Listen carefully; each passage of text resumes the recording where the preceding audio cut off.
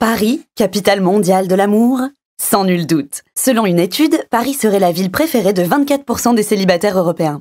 Et des amoureux qui se bécotent sur les bancs publics au Paris coquin, il n'y a qu'un pas. Au programme de cette balade, courtisanes et maisons closes du Second Empire jusqu'aux années folles, sans oublier la Belle Époque. Vous verrez que nombreux sont ceux qui ont contribué à bâtir la réputation sulfureuse de notre chère capitale. Cette balade débute place Saint-Georges, au cœur de la Nouvelle Athènes. L'origine d'un tel nom? L'architecture des bâtiments inspirés de la Grèce antique. C'est un style très à la mode à l'époque, mais comme partout à Paris, les appartements neufs mettent du temps à sécher et ça provoque des maladies. Résultat, seules les filles de joie acceptent de vivre.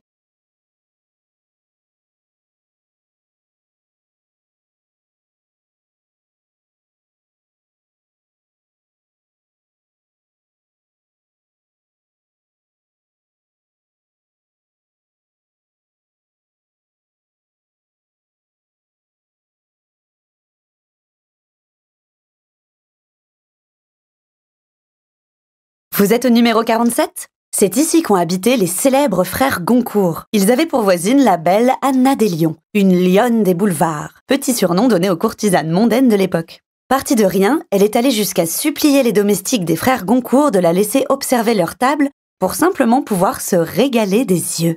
Mais la splendide Anna a su vite renverser le rapport de force. Personnalisant ses tenues pour chacun de ses clients fidèles, très vite elle se fait une réputation sulfureuse et une petite fortune. Celui qui l'a véritablement lancée dans le grand bain?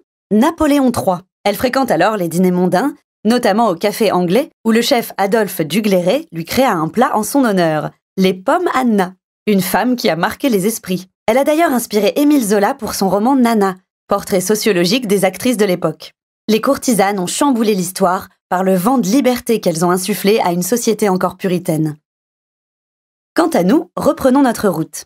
Descendez la rue vers le numéro 50 qui se trouve à quelques mètres sur le trottoir d'en face.